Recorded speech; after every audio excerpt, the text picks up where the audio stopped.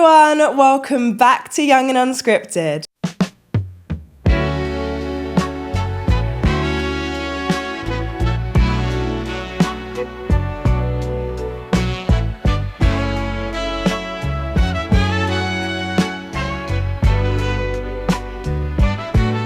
I am super excited to announce our next guest on the podcast. He has paved the way for so many young artists in the industry, and he is the artistic director of Trybe House. Philip, welcome to the podcast.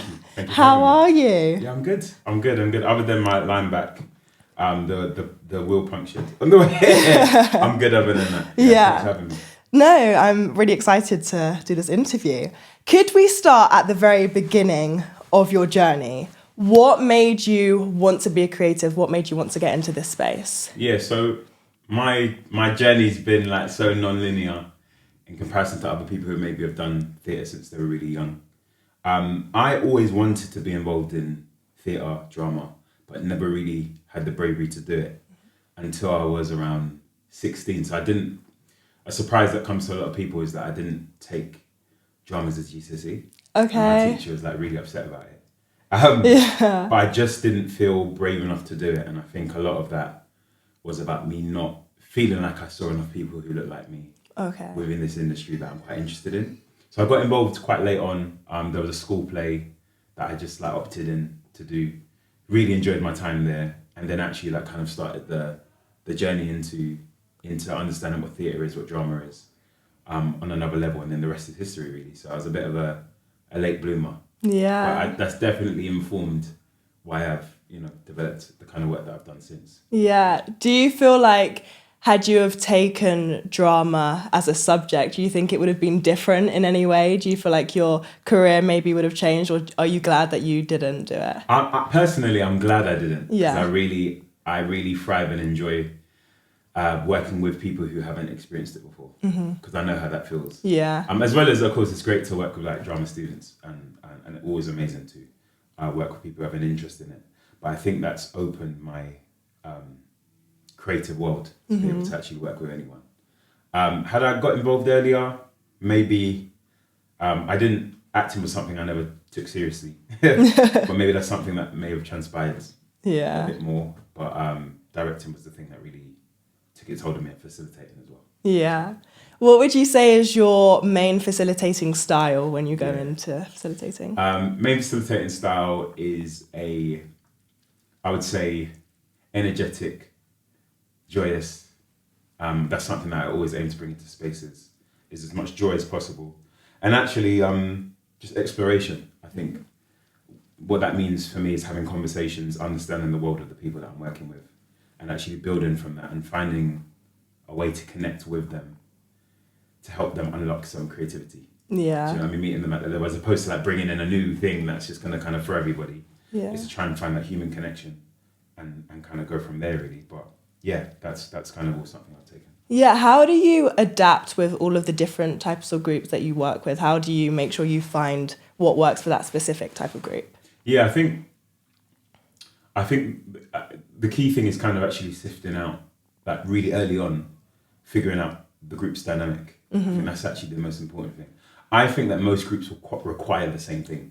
Okay, and what is that thing? Yeah, so some of those things for me, I think is clarity, understanding, empathy, and I think those are the key things actually. And I think from that comes the joy and the laughter and all of those kind of things. But I think when you're stepping into a space as a stranger, it's really important to respect and be accustomed to whatever the rules that they have set, or is, whether it's a prison setting, whether it's working with vulnerable adults, whether it's working with year one children, or young black men, or whoever it might be. It's understanding the ethos that's already set, and actually just kind of adjusting to that. Do you know what I mean? Yeah. So if it is a group that is used to not being physically active, it's actually meeting them in a different way at that point to still want to try and achieve the same thing. Yeah. If it's a high functioning, really energetic group, it's matching that energy and going with it. Do you know what I mean? But that's come with like time and practice. And actually the length of time helps you understand the group better to be able to make further adaptations and being open as well, because in there's also that being open, because sometimes you can have a plan. 5 minutes in, you're realizing you're going to have to completely take it into another direction. Yeah. I'm sure you know, in facilitation, you're like, oh, there are less people. Yeah, we have to scrap that. No, we have to get rid of that. Oh, they actually don't want to play any drama games. Yeah, You know what I mean? yeah. So yeah, it can vary like that. Yeah. What was the first group of people that you worked with? First of a group of people were I know you said year 7, were 7-year-old children. Okay. First of a group. Straight into the deep end. Yeah. 7-year-old kids running around, visiting a school when I used to work at the Birmingham Rep Theatre. That was my first ever group. Yeah. How did you find that with 7-year-olds? Was that challenge? Everything you'd say with every group that you work with in life. Challenging, fun, a real learning process. Understanding also that actually adults are not too different to children in terms of needs and wants. And also impact. I think what was really amazing at the end of the process was meeting everyone's parents. And like, oh my gosh, you're the Philip that everyone's been talking about, my child's been talking about when she's gone home or when he's gone home or when they've gone home. Do you know what I mean? Like remembering that actually you can leave an impact on people. Yeah. And encourage them. And some like they must be like big teenagers now. There's one person whose mum actually got in contact with me and said, yeah, my son is like looking into like theatre as a career. Oh, and he's like 16. Yeah. 16, he's been in like short films and stuff. And the mum somehow found me and sort of was just like, thank you for that impact. So that was 10 years ago. So you would have been 6, 7. Yeah. Do you know what I mean? And so you just never know what kind of seeds you can plant. But that was a huge learning curve. And like I say, I don't think I've worked with groups with 60-plus-year-olds, and they still want the same thing. They still want the attention. They still want to get some lines. Do you know what I mean? It's, some of those things are really universal. So yeah, it's been fun. And what was your time like at Birmingham Rep? Yeah, it was good. It was good. Like during its peak, I would say, without sounding disrespectful, it was a really exciting time. So this was during a period where a few artistic directors ago, one named Roxana Silbert, brilliant associate artistic director named Tessa Walker, really just made space for new writing, loads of new writing, entry-level scratch night work.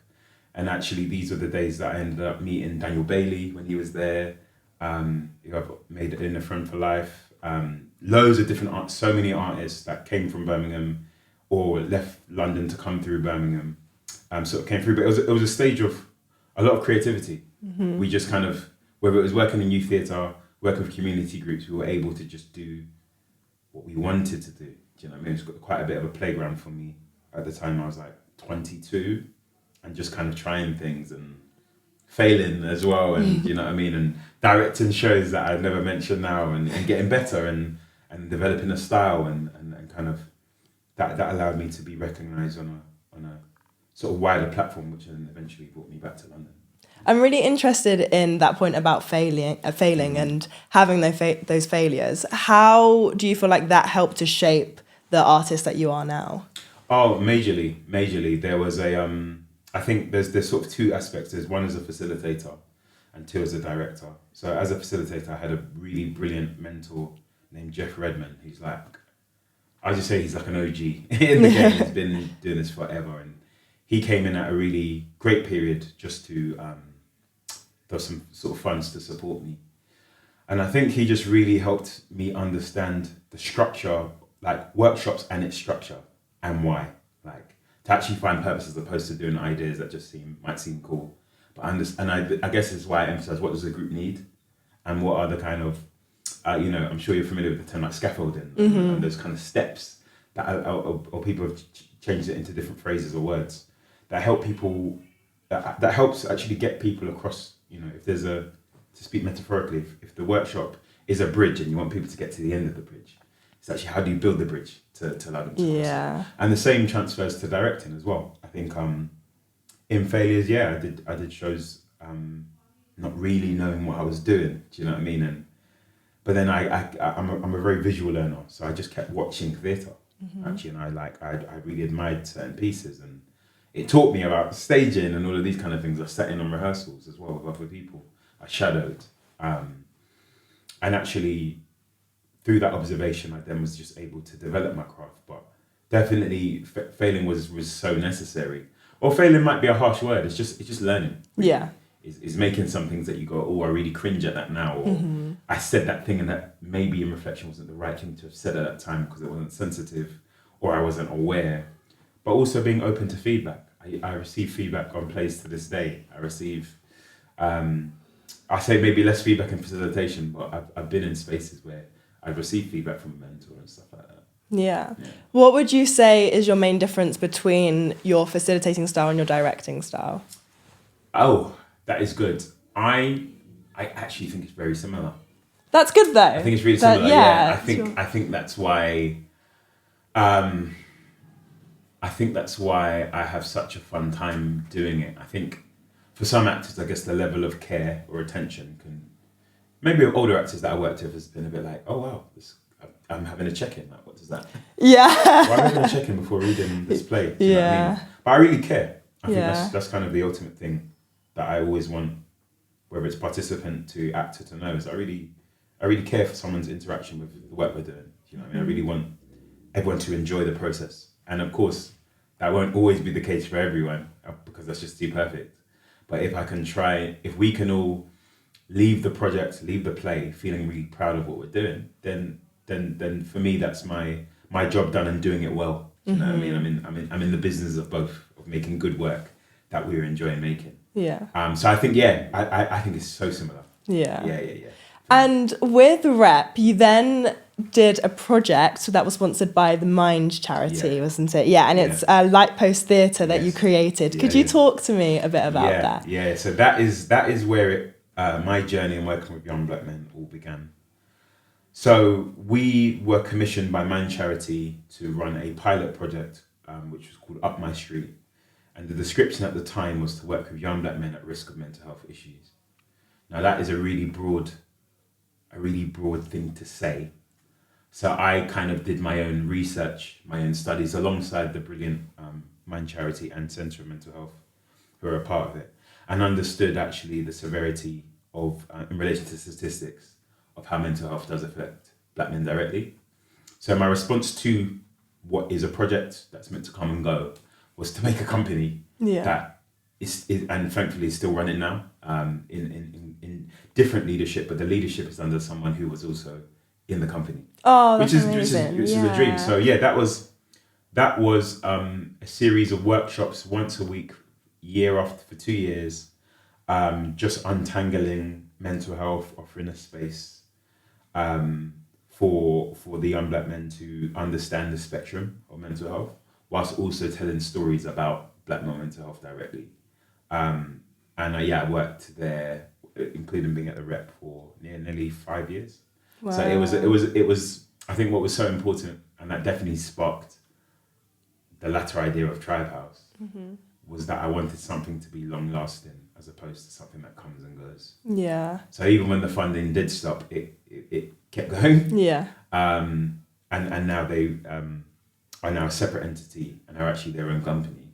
That's not as reliant as working with a theatre building and sort of run efficiently now. So that was a seed that was planted. Similar, definitely similar in relation to Trybe. But then I just made some sort of adaptations and developments when I came there. What do you think your biggest takeaway from that was? Biggest takeaway is that it works. It really works when you're a bit radical. Being a bit brave. Again, like, it was just meant to be quite a short project, and now it's still standing. And I think at the time I felt quite scared to do that, but I knew I needed to do that. So that was a big takeaway about being brave. I also learned about, I suppose, to be really transparent from a financial aspect, what different sort of funding organisations contribute to projects and stuff like that. So that helped empower me in relation to Trybe about how I might be able to do that and be reliant on ourselves to raise the funds or to gain resource. And also that beyond even black men, that just groups being able to tell their stories is really important. tell it truthfully, tell it authentically. We had a mixture of people who were kind of coming fresh out of like prison, to people who had directly had episodes of mental health, to people who were a part of the youth theatre group, all in one room, all in one space, being able to share a stage together, but more importantly for me, share a room together, which is will always live as an amazing, long lasting memory. It was such a glorious time. So that's where Jerome, during the time that I left, he then came in. Oh wow! And there's loads of artists that are doing really well from Birmingham that have come through the program. So, amazing. Yeah. I feel like we have to talk about Trybe now. Everyone, the whole podcast has been so many members from Trybe House. A million. Yeah, and everyone talks about you and raves about you and says how incredible you are. And I was so grateful when I got to meet you and we did the workshop, and I was like, oh my gosh, yes, I get it. He is great. So Trybe, where did the idea come from? Where did the idea come from? So, post, I just knew in the future I'd need to go have a go again. I, especially being from London, southeast London. I just really felt a passion but I didn't know timing when would be right. To start something again. But in the peak of lockdown, this was like a week or so post the death of George Floyd. I was in a really frustrated space. I think we were all in one. It was just very confusing in terms of different things that were happening, and there were loads of these black squares, and that kind of felt like a unusual kind of solidarity. It just got really murky, and I think especially seeing theatres respond in the same way, and I was like, this is feeling a bit off key. To me. And I was just having interesting conversations with people, but it just felt. I just felt it within my spirit to go, and I think there's something about I don't know. I don't want to loosely use the word revolutionary, but I think when something happens, in terms of there being a call to action, that's sometimes the right time to kind of pull the trigger on it. Yeah. So I was on the phone to my friends, essentially, just telling them, looking them up, looking to start a group, and brilliantly, two of those friends were like, whatever you're doing, I definitely want in, and I want to support you, and whatever you need, we'll be there. And those two people are Shanubi Ruth Bailey, who's our creative producer, and Stefan Livingston, who's our wellbeing lead, who I actually went to school with. I've known since I was very, very young. Yeah, that's so nice. And we are the team, as well as we have a brilliant associate director called David Gilbert. But it was just a combination of being angry, of really wanting to make a space to just talk, and actually sharing that idea with people. That was kind of the spark, and that's how it began. So peak of lockdown, where we weren't even able to meet in person, is where Trybe House essentially started. So in my living room and in my friends' living rooms is where it all began. Yeah, I was going to ask you about lockdown. So how then did it materialize? Yeah, so we were really keen to, I suppose, once we understood the governmental procedures of when that would be lifted, we were gonna the aim was just to create a space for everyone to gather again, talk, maybe create a response to how people are feeling. It was such an isolated time for everybody. Yeah. And there were like additional statistics with that in terms of people's own mental health. So I was like that on top of the studies that I'm aware of from the previous work I did with Lightpost. We were kind of just waiting for the moment for us to gather again. So our first ever gathering was months and months later, nearly bordering 2021, where we just went on a theatre trip, really. Went on a theatre trip to watch a show, and we kind of discussed our hopes and plans that when things really ease off, we'll do some sessions, see how they go. But we had no idea what was going to happen after that.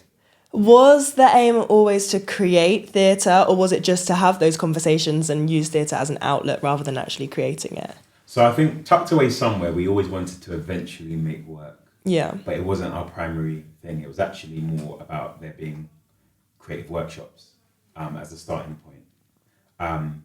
Though in the back of our minds, we're like, it'll be cool one day, years later, to make a show. Yeah.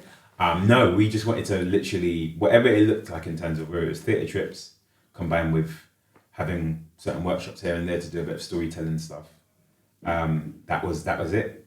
That was it. But then the demand, it all changed when we had our first pilot. Everything changed. Okay. And I think our dreams, our hopes just lifted. Then we were like, we need to do so much more. Yeah. And it just evolved really. So the company's changed over time, but the mission is still the same, which is just to provide a space for young black men to come to and express themselves and socialize. And if anything artistic comes from that, that's like an absolute bonus. And loads of things have come from that. People have come from that. But our primary focus has always been the same. And would you say with those workshops, was it people telling their own experiences or just creating anything? And just So it was own experiences right. first. That was where we take a very person-centered approach. But then we started to have like really brilliant partnerships where we were then bringing in other stories that we were still finding a way to connect with them. So one of many brilliant partnerships we have is with the National Theatre. And they have a huge project called Public Acts, which I was involved in back in like 2017, so when I lived in Birmingham.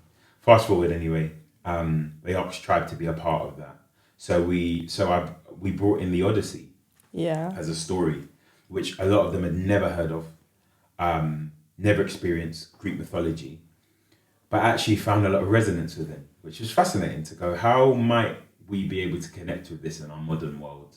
How might we as black men be able to see ourselves in an Odysseus, in a Telemachus, in a story that's existed for thousands of years? Mm-hmm. So that was fun, because then it was like, we're actually bringing sources outside of yourself for you to still see yourself, or see people. It's evolved. But always started as a very much you telling your personal story, you very much celebrating your identity, and then developing any form of art from that. And with that identity then, why the name Trybe? What does that mean to you? Golden question. Yeah. So it was a personal feeling I had about the terminology of a tribe and what visually sometimes might come to mind for some people. Mm-hmm. So I get in the workshop, I asked the whole group the same thing. And of course there were lovely words like warmth, family, unity, and that's actually everything that we stand for. But I guess also sometimes in terms of visually what we can see, or things that I had seen when I was younger, was a tribe sometimes feeling like it's something quite dangerous, or something quite hidden, or something quite ostracized. Mm-hmm. So I just wanted to really lean into the first suggestion, which is the warmth and storytelling, and being able to have some shared experiences, though not a monolith. Everybody's different. Everybody has different experiences. There are some things that do just bond us as people, beyond our skin, but definitely related to some of our interests. So, of course, I can I use the term like Harry Potter if there's any fans. Leave them in a room for 2 hours and it's gonna go off. Do you know what I mean? They're gonna talk about what houses they're in and this and that and which film they thought was the best, or whether the films are even comparable to the books and all of that stuff. Really brilliantly geek out over it. And I'd be one of those people as well. And that's nice. Mm-hmm. It's nice to have that kind of validation to go, you see me and I see you. Yeah. So Trybe House, and even so we took out the I, placed it with a Y to just be a bit different. Yeah. Some people think it's Trybe, but it's not. But if Trybe works for you, then that's cool. It works. That redefinition, and of course, a house is a space to live. It's a space where we can all live and be and exist. Why specifically 18 to 26-year-olds? Yeah, so we've kind of played with different ages. Yeah. For transparency, we tried like 16 to 25, and we realized that didn't quite feel right in terms of like the jump. Yeah. Of like post education into further adolescence. But mainly was actually on the basis of studies that suggest that black men between a lot of black men between the ages of 18 to 25 can be 10 times more likely to fall into psychosis, which is sort of a disenfranchising of reality, Yeah. which is like really alarming in comparison to white counterparts.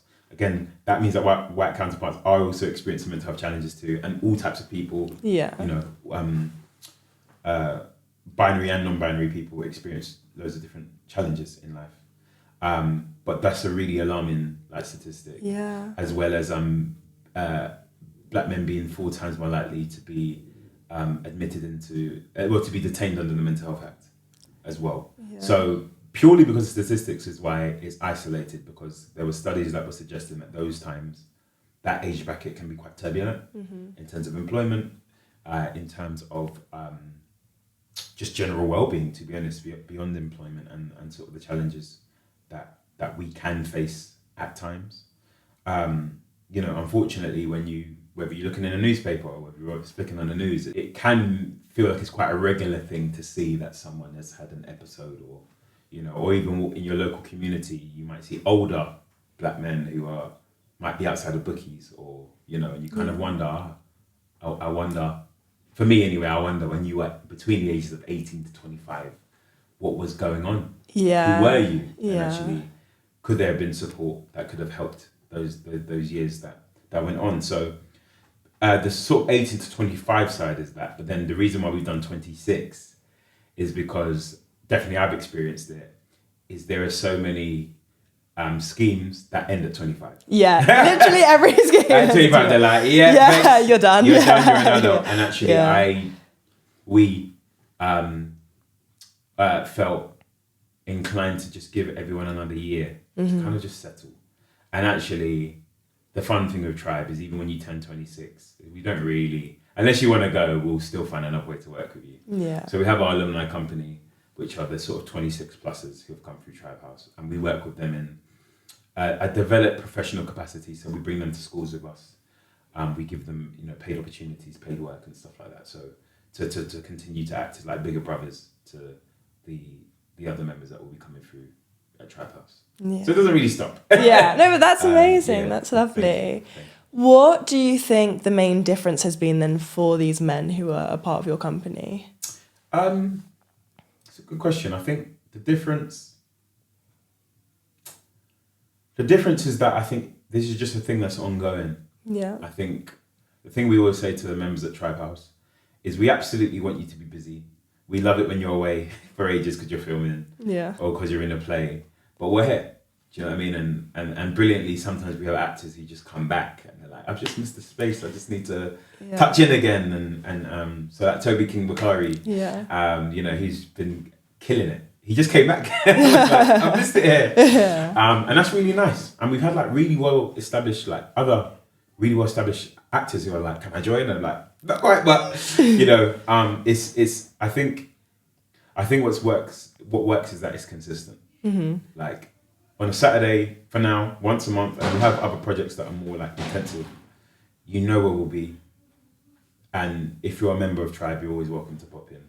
And when you're away, it's fine. And I think maybe our members enjoy that we, it's not oh, I miss it 3 times, you can't come back. It's not that. It's just kind of communicating and explaining, because it's a support group. Yeah. More than it being a theatre group. It's just a space to just be.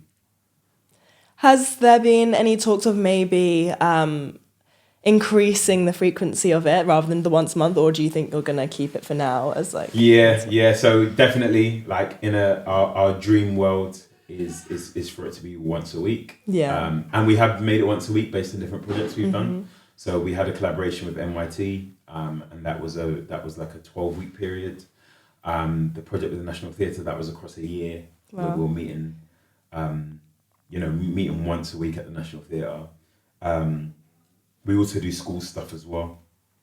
But my dream is for it to just be ongoing every year, all the time. So so our base, which is kind of like a touch and go thing we have, is called the Network, which is where you come once a month, you experience different artists, friends of ours, who will introduce different skills or acting masterclasses or poetry or whatever different forms there are. But then we have our theatre making group, which is where we met yesterday. And then we're going to be meeting again pretty soon because we've got a lot of work to do.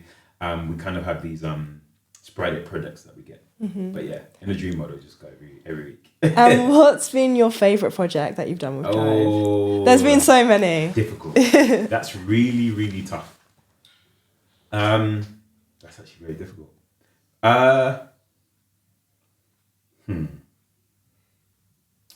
I think, forgive me anyone, I love all of our partners. Yeah. But I think one that was very significant was our collaboration with National Youth Theatre. I think that was key. And this is coming from a very personal place. So I was a member a long time ago. And actually there were brilliant people who were part of that cohort. David Johnson was a part of that cohort. Yeah. A brilliant actor called Kieran Hamilton Amos, who's a really close friend of mine. But there weren't that many black men at the time. This is like 2011. What was brilliant was NYT invited us to, essentially, we wanted to create a showcase, which is a series of monologues written by members of the company. But what was brilliant is that we brought the guys we had at Trybe, but we also met the other young black men that are at NYT. And essentially they joined us and we joined them. And their audition piece was their monologue and everyone got in. So it was like, so then they gained, about 25 young black men. Yeah. And it was just brilliant. Fast forward in time, like a much younger version of me going, oh wow, cool. I love what this is. I'd love to see more. And then just see 25 take the stage, use their own words to articulate their own story, as opposed to having to look really hard to find certain monologues that feel like they connect. Yeah. But that was like a brilliant and absolutely fantastic project, and one that we, as two companies, we still speak about it now and want to really recreate that again. So I'd say that was one of my favorites because, again, we took them on a bit of a speed course of writing. They all wrote brilliantly. Fantastic pieces of work have come from that. Yeah. Brother's Keeper. Yeah, which is great. Went on and became, a big hit. Other pieces as well that some of the company members have made. So I'll probably say that's up there. That might be number one. But we've had amazing projects. Of course, being a part of Before I Go was amazing with Toby King Bakari. The National Theatre project where we created a performance which was a response to the Odyssey called Swim was the first time an audience had ever seen us before. Wow, yeah. That was really exciting. That was electric. We invited loads of people to the National Theatre and they enjoyed that evening. So many. And how does a company like Trybe stay alive? How does it continue to work? But I think it's people's love is what keeps the company alive. Yeah. Because what we love, what has always existed, is referrals. There is always somebody who's like, my younger brother, I would really love for him to do this, or my son, or my nephew, or my partner. People are always referring guys to join, which means that we would always be able to keep going.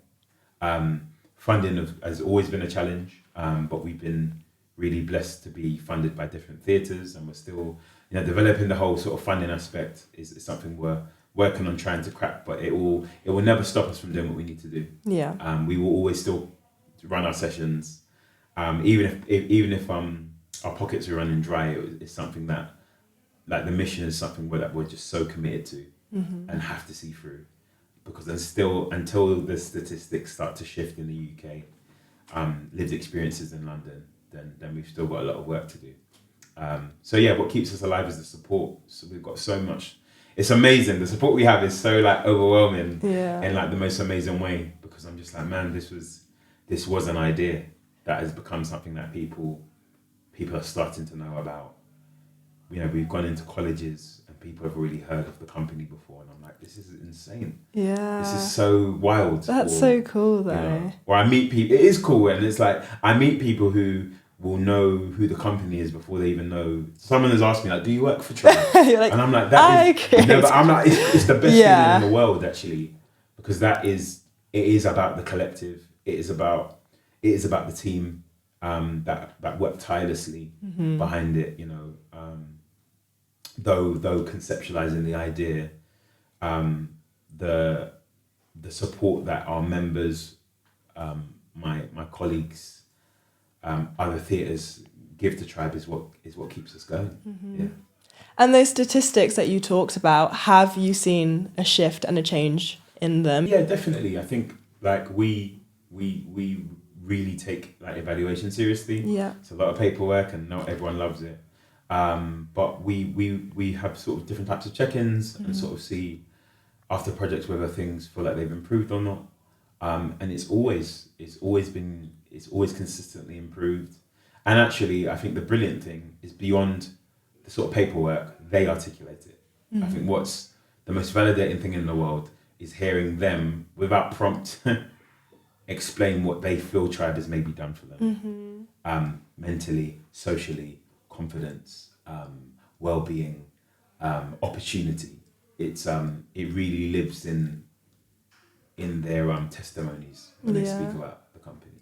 And although Trybe has been able to do that, do you feel like in the wider industry that's changed?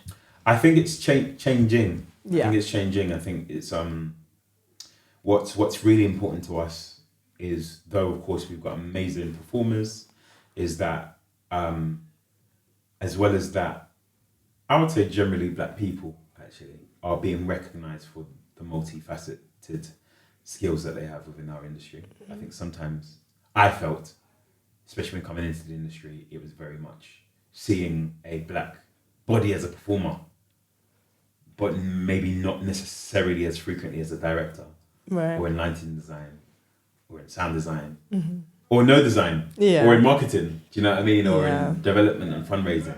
So that's something that we're still like very focused on, which is introducing those skills to the guys that we have, allowing people to come in to speak to them about those jobs that exist. Half of the jobs that I now feel confident about speaking about, I didn't even know existed.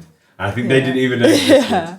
So though definitely we're hearing our stories a bit more in theatres, there's still way more work to do in terms of like employment opportunities, paid opportunities, further representation. I mean, across the board, there's still so much more work to do. Yeah. Probably that will go on, and hopefully not as long, till I go on and do other things in the future. But we have to keep sort of our finger on the pulse and keep moving. Yeah. What is your biggest hope for the future of theatre? My biggest hope for the future is that everything just feels normalised. Yeah. It doesn't have to feel like a struggle. It doesn't or have to feel like a push struggle. to, People, and look, it's really amazing when I walk into a space and people are happy to see me, just human in representation.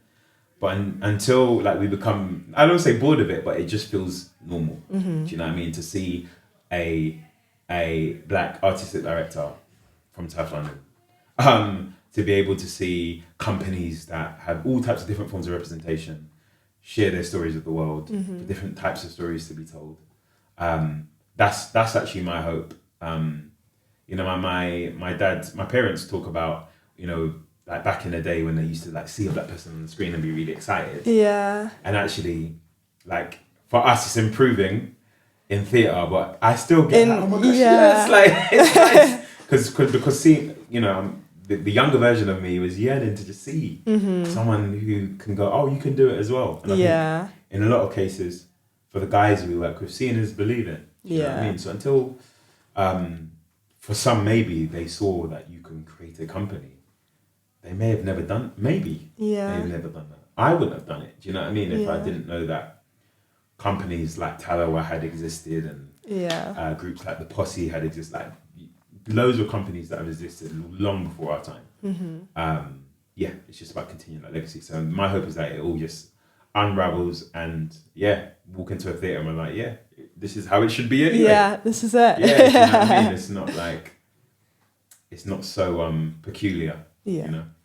And have you got any exciting new projects that you can tell us about coming up? So I can talk about Trybe Tales, which is great. Actually, an announcement came up last night. We're an associate company with Brixton House, which is amazing. Congrats. And thank you. They've just always felt like a place that we belong. It's always felt like a place that's really open to ideas and really collaborative.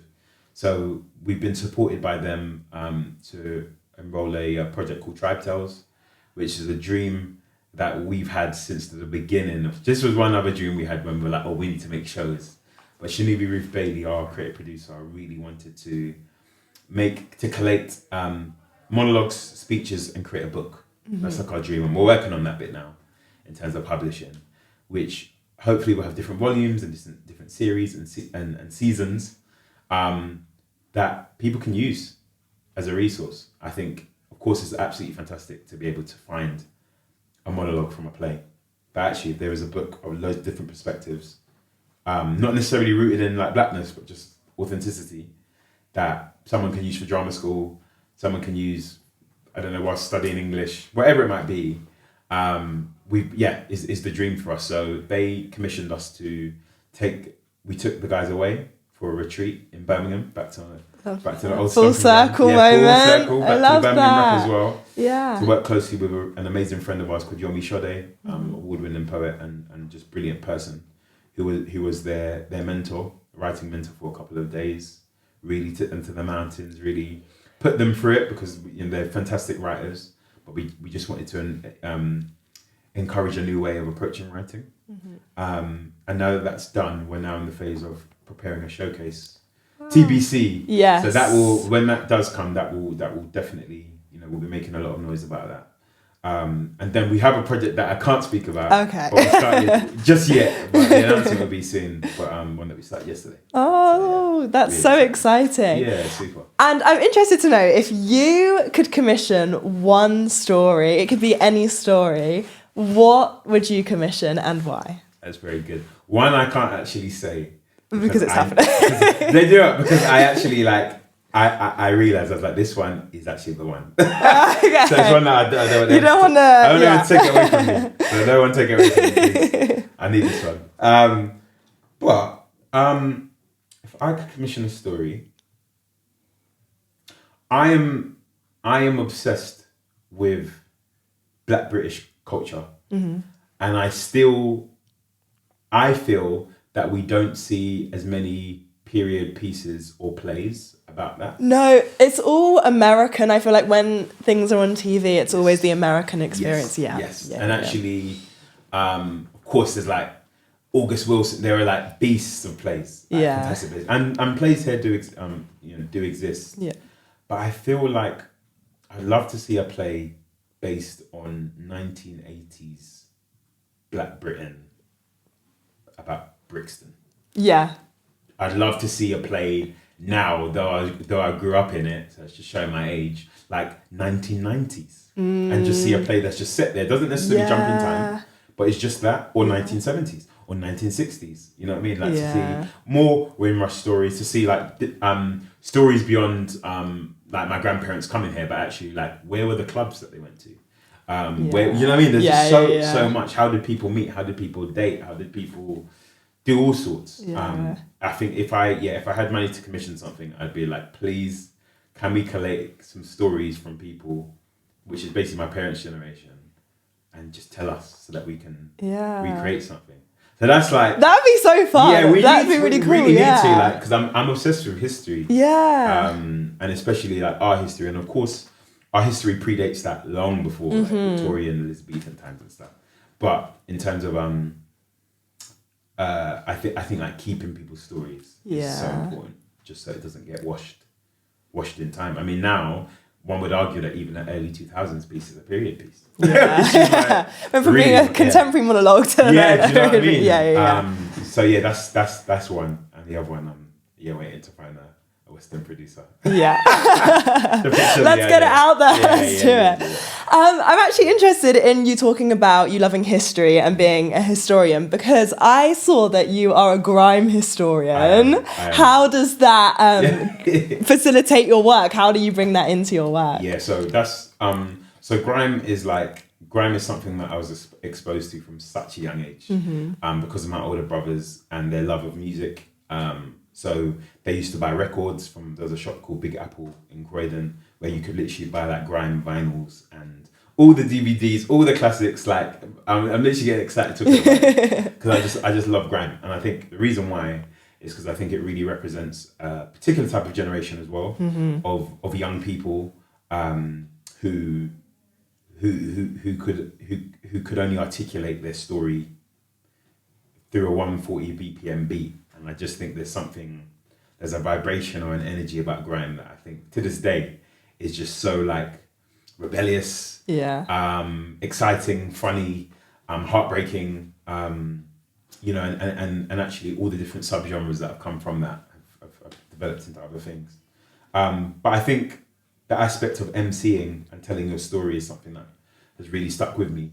And so in terms of how I bring that into Trybe, is like a lot of the fun we have is based around rhythm and words. So, you know, I'm sure everyone knows we play in the classroom like all the time. Oh, I love in the classroom, and of course that's from American culture. Yeah. You know? But it was something that was genuinely first played, to my knowledge, at Trybe. Like it was one of the first days we said, let's give it a go. And it just stuck and it just felt natural. Now I see like some of the members have taken it to other spaces, and that's amazing. Because again, it's a bit of a naughty idea, because you actually traditionally the drummer games you would play as Zip Zap Boing. Wow. That's great games. Yeah, great games. I love them. No, I love them. But like, can you take a game from urban culture into spaces and reimagine them? And actually you can do what you want to do. And I feel like grime has the same kind of essence and spirit of just saying what you need to say, of having an allotted time, of everyone being able to share it together, of each person passing a mic around, whether it's like a grime set or something.